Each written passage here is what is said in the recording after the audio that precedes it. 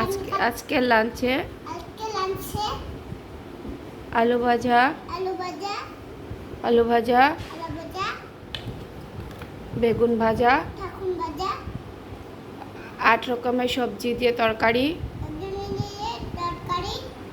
চাটনি, দই, সয়াবিনের তরকারি, পাপড় ভাজা। ভাইও খাচ্ছে। আজকে আমরা দুপুরে এইসব দিয়ে খাবো। আজকে হলো চৈত্র সংক্রান্তি। কালকে হবে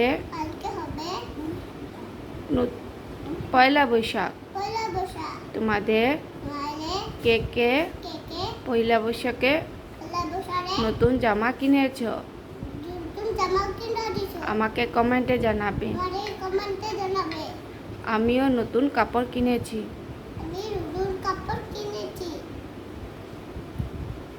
নতুন বছরে তোমাদের সবাইকে আমার তরফ থেকে শুভেচ্ছা রইল।